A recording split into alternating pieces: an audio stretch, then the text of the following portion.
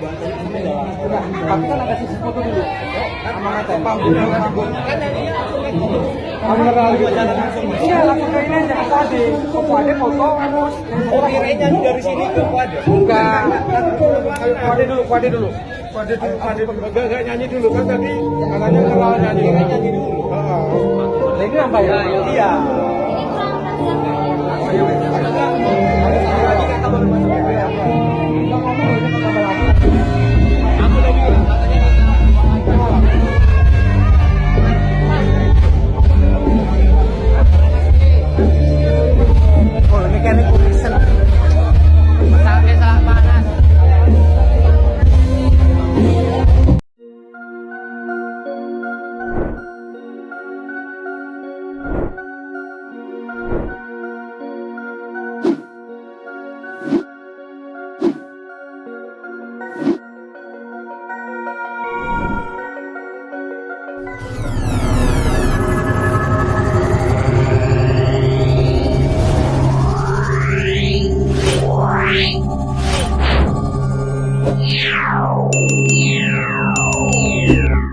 Jenenge Akbar kali Niken niku masalah tega kali kula Bu. Yo ben, lha wis tega ambek aku ya. Lah wong gantenge kaya ngene ra diobok-obok. Lah ngopo ora tega?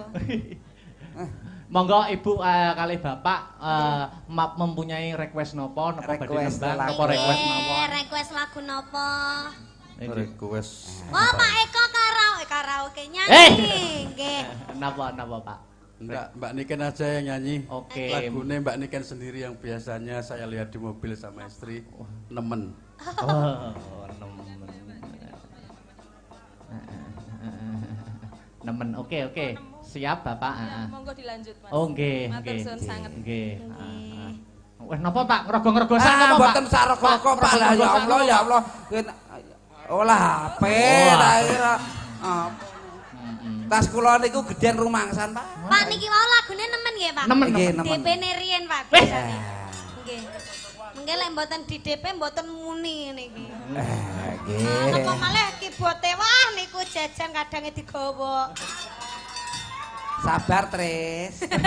Terayo jenenge bocah yo ngene iki teh, ya sabar ya. Dari tim Bani Sukarti atau dekornya mungkin boleh. Oke. Siapa ada yang mau?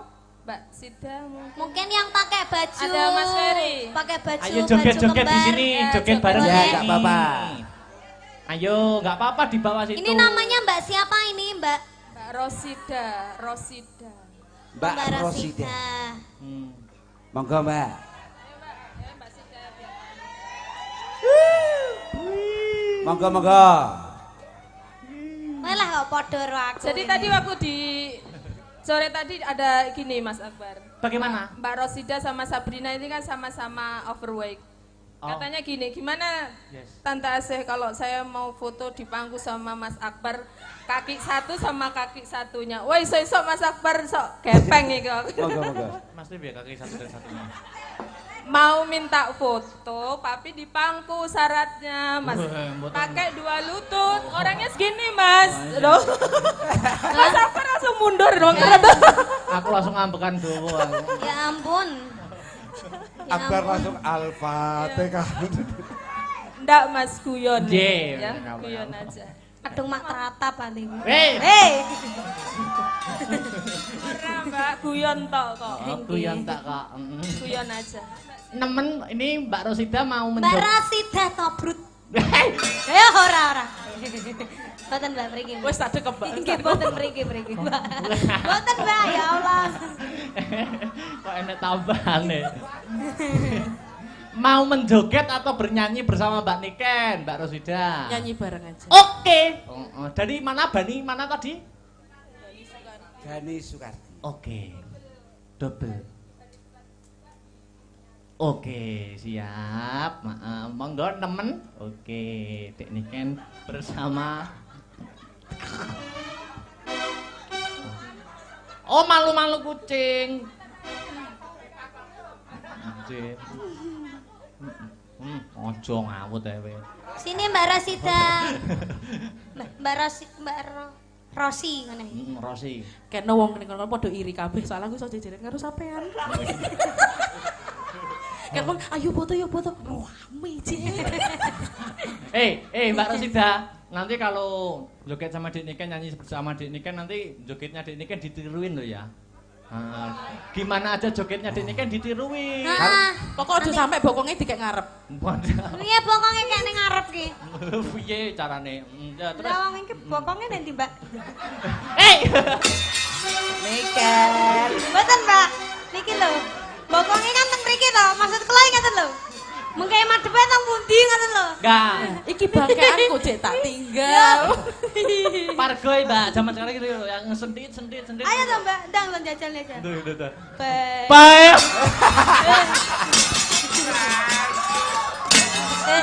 Akbar yo nyawang to, Bar. Ora. Ayo nyawang to. Boten. Ora nyawang mung lirik kok, Ken. Rumangsaku. Anu, ki ada sego, ki ngesek sego lho. Ora Mbak ya Allah. Wih, berarti ayem kok Mbak Niken. Ayem lah, pastinya bahagia selalu. Alhamdulillah. Ojo diet. Sakti. Ojo Lho makane saking sakti iki ora enek perubahan iki. Tapi wingi wis turun kok Mbak Rosida, bobotnya turun 2 on ya Mbak ya? Turun di bawah timbangan. Durung on. Ayo nemen Mbak Rosida bersama Dik Niken Salindri. Oke. Yo. Ratekno yo. Oke. Terima kasih Mbak Rosida, Pak Eko, Bu Asih, nggih. Mau nyanyi lagi toh? Apa? Oh sudah puas, sudah. Sudah nggih. Sudah puas sudah dapat. Oh iya nggih. Nggih. Loh, mboten sias ngono toh? Foto kali Mas Sabar. Ayo. Wih. Mas aku. Duduk dulu Dik Niken, istirahat dulu nanti lagi. Diterusne Mas Gareng ya. Nggih, monggo. Mbak Enggar karo Mbak Dwi jumeneng bareng yo. Ayo, sepati co. Ayo, balik ke gamelan yo. Yuk. Yuk. Hop.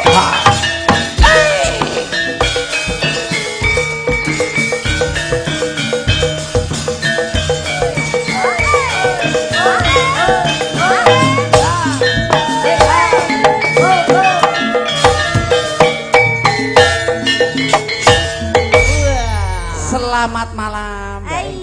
Selamat malam. Salaman sik karo Mas Gareng, halal bialalan dulu. Minal aidin wal faidin ya Nduk Dwi. Nggih, mohon maaf nyuwun sewu. Ngapunten. Nyuwun pinten? Nyuwun 50. pangapunten. Oh, nyuwun pangapunten nggih. Mbak Nduk Enggar, minal aidin wal Minul. Iki lho Om iki. ayu marpate kok gawur. Enje Iya, Nduk. minal aizin wal faizin, mohon maaf lahir dan batin. Maaf. Oh maaf, Nce. Iya, Nduk, tak sepuro kabeh luput. Nggih to. Sak gedhe-gedhene nggonamu sik gedhe nggon aku ya. Walah, alah. Aku kan duwe. Sepuro. Kuwi lho dosane. Nggih, Dik Enggar, Mbak Dwi, monggo iki badhe. Iki ana pamundutan Napa? Mbak Enggar karo Mbak Dwi. Ya kuwi saka lumantar WhatsApp. Milih sampean tembang kangen apa podang kuning. Ya. Nggih, tembang kangen mawon. Oke, Mas siap. Sabar. Buka saka tenor digayengke. Ya, Mbak Enggar karo Mbak Dwi. Tembang kangen. Dados jogete Mas Gareng. Ya. Yo.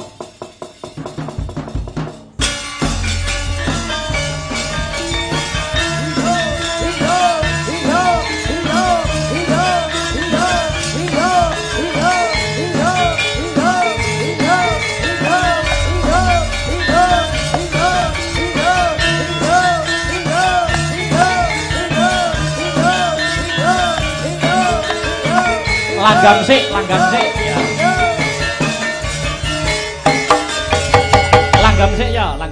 Ya. Langgam sik. Langgam sik Ya. yo, Aryo. Jangan dong Enja. Kakean nastarmu, Mbak. Oh iya. Sing di. Wah, sing ndi? Bon, ya. Yuk. Waya wengi hutan krimis raus kumis banyu kantu metis ganti sing singgon nangis wong sing tak tresno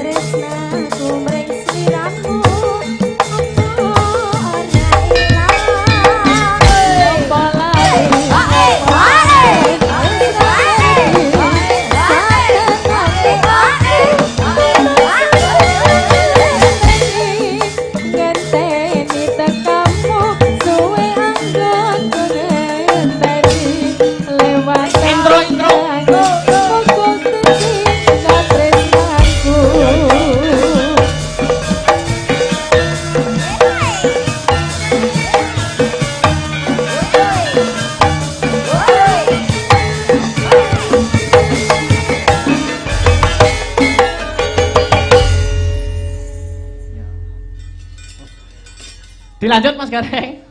Wayah ambekanku pedhot. Oh iya, ora kena kudu semangat. Heeh. Diwalik slendro, sepatu slendro. Ngladeni sing pamintane slendro. Siap, nggih. Dek Sinta jumeneng. Sinta jumeneng kalih. Sinta tok le. Sinta tok. SWP. Ayo ta, Sin. Bibar Mbak Enggar Pawon, Dek Sinta. Ya, sepati slendro. Heeh.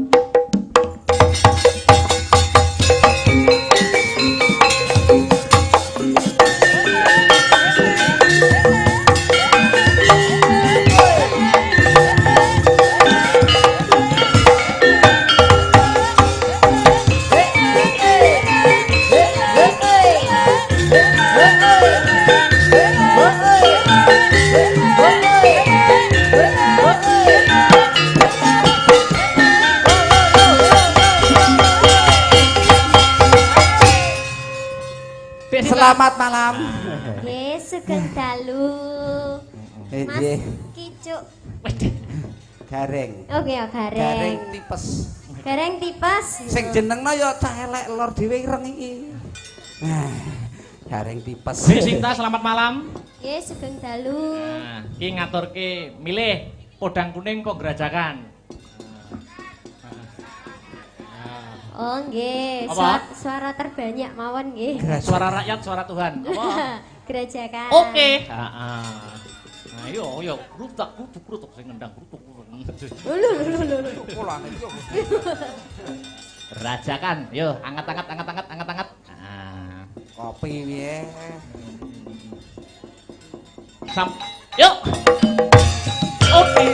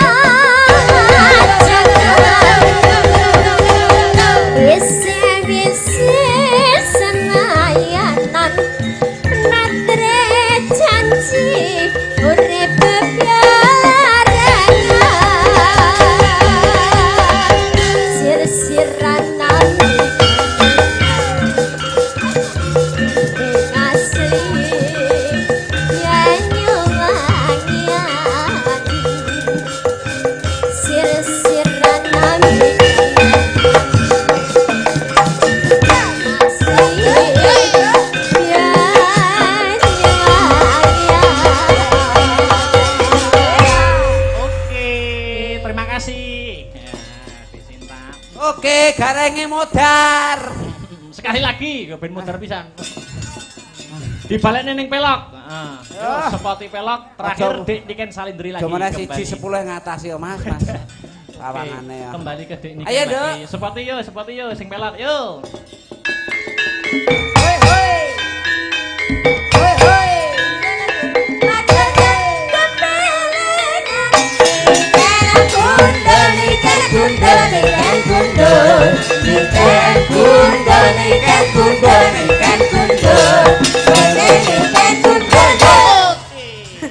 Sing gundul apaan? Rumong sang sing ndi sing gundul. Anu wae, yo lagu. Ya. Rarani muni. Dek Niken. Kok tuweles to, Mas? Apane? Sampean ngompol ya. Mboten. Keringetan wong nyambut Jareku gawe. teles. Jareke sapa? Jareku. Oh, ya kuwi kutan banyu paling. Penutup ya, Dik. Apa? Sing seraginan bebas. Yo, sing seraginan. Sampeyan terus. Seraginan yo nggo penutup balekne ning pelok ora. Oh ya. Apa? Manut Gelo wis. ninggal katresnan. Ya wis manut wis. Ah, ninggal katresnan wae ya. Heeh. Enggak mau. Lho, apa? Gelo wis gelo. Oke, gelo. Wisa wis wisa. Kok yo ngolang-aleh to kok enek sing ndi. Wisa surupe. Sore. Waya sore.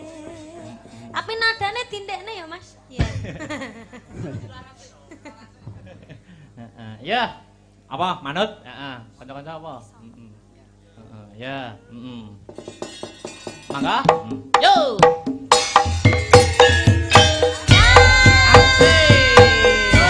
Bareng Asta Brata. Diaturkan selamat malam untuk pemirsa dimanapun Anda berada.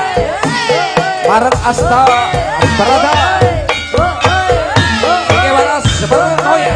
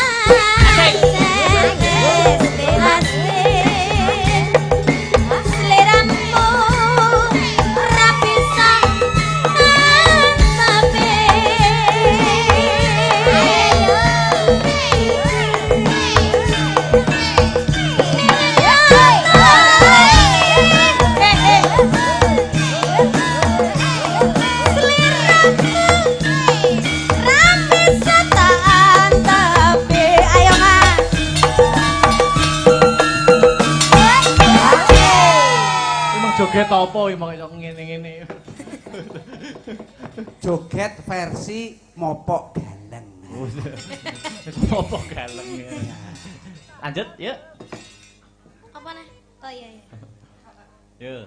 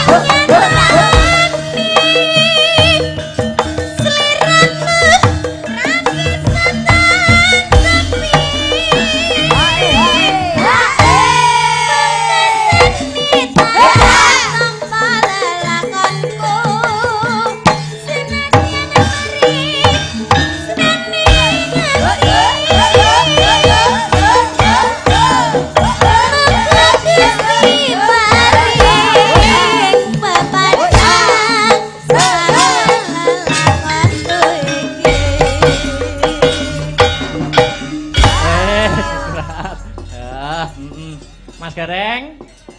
Nice.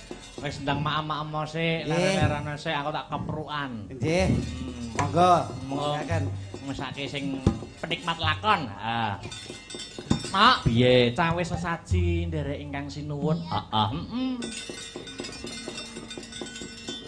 Pelok, Mbak. Iya, Semar bangun kayangan. Heeh, Semar bangun kayangan tutuke. Allah, Allah, Allah, Allah Maha Agung. Allah, Allah, Allah Kang Maha Agung. Allah, Allah, Allah, Allah Maha Agung. Allah, Allah, Allah Kang Maha Agung. Pan ana kang sinembah, amung Zat Maha Murah. Pan ana kang sinembah, amung Zat Maha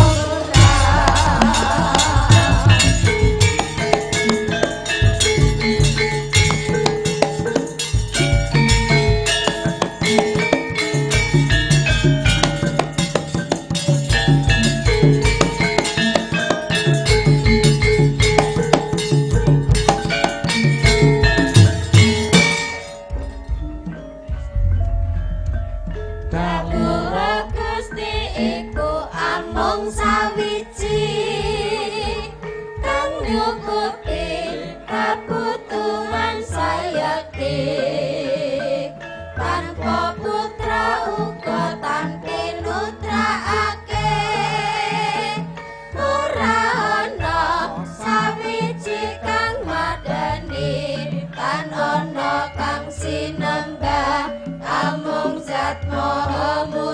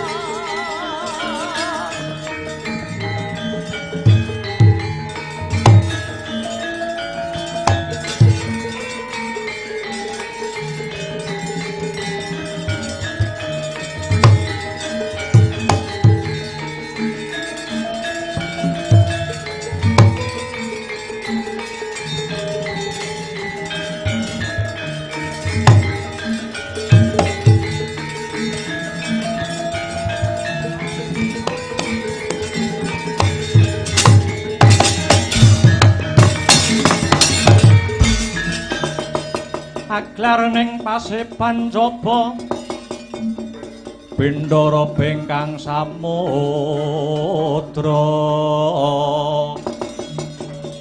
Prabu sananing wadya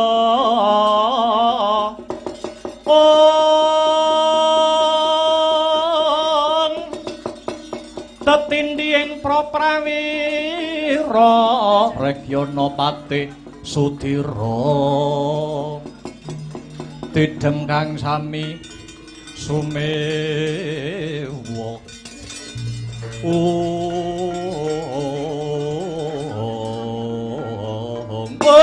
la tala plak plak plak plak dung dung dung der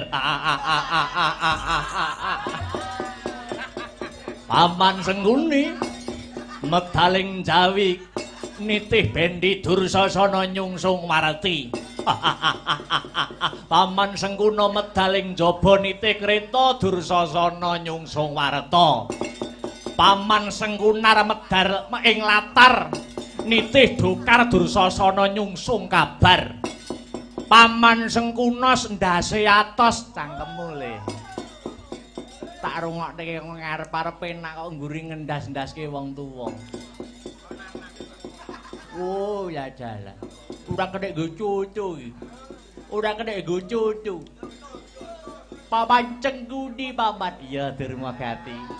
Paduka ingkang medal Jawi kula pun Durmagati nyuksa kabar. Lah iki lho cah apik ngene iki. Basane runtut tembunge kecekel. Lah nggih to, Paman pripun wosing pagelaran, wosing ing pendapi ing negari Ngamarta, kula pun Durmagati nyungsung kabar. Nah, iki apik iki bocah tembunge runtut. Nggih. Paman Sengguni kula nyuwun nyadong tirta cantuka. Ha, apik to tirta cantuka. Tegese apa le? Tirta niku banyu, cantuka niku kodhok. Tegese Paman Sengguni kaya kodhok. Oh, lah padha wae. Paman Sengguni. Kula pun cit traksi. Ngadong kabar Paman Sengguni. Wis. Kowe gagap ora usah kakean pangandikan, ora usah kakean gundeman. Paman Sengguni kula pun citraksa nyungsung kabar bar.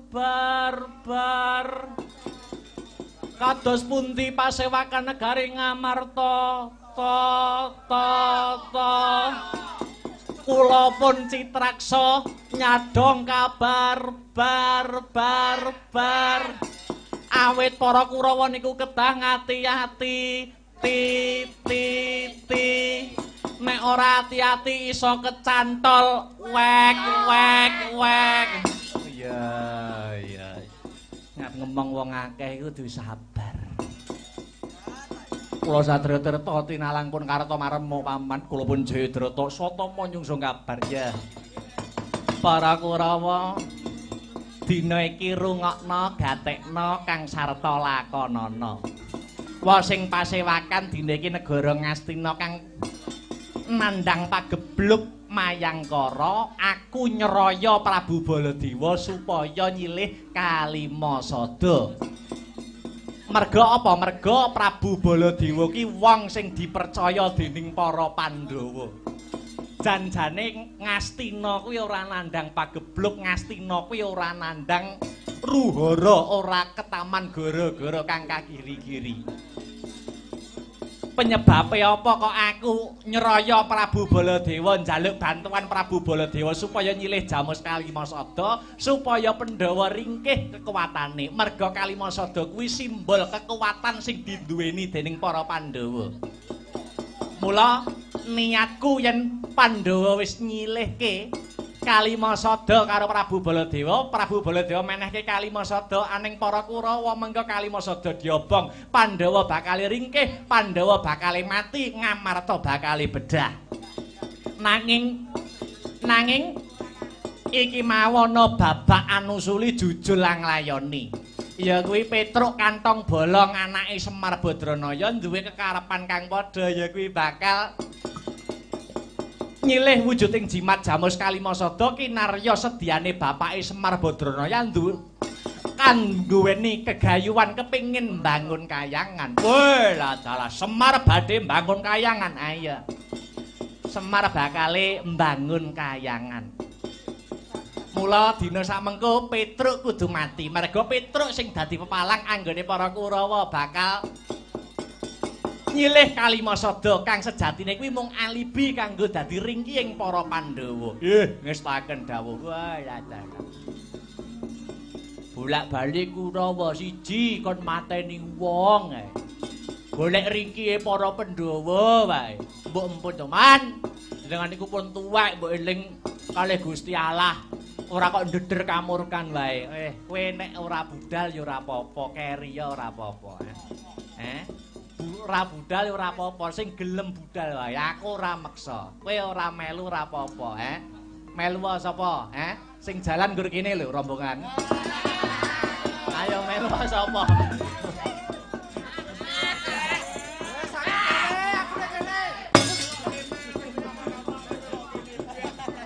Yo budal padut ngono.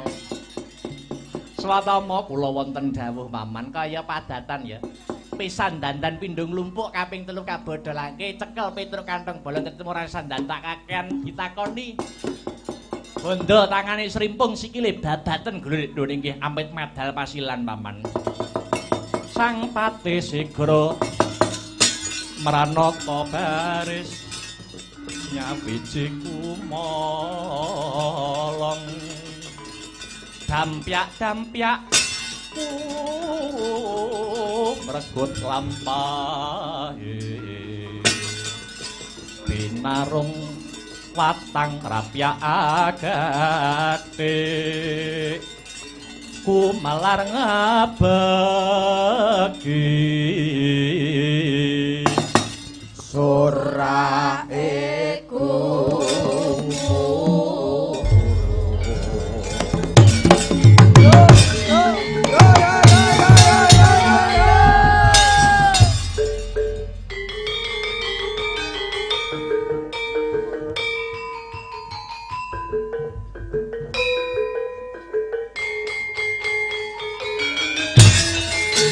sorae rame gumuruh binarung tambur nyang beri suling slompret sesauran minangka cucu ing baris budaling prawadya bala kumregut ganya lumaris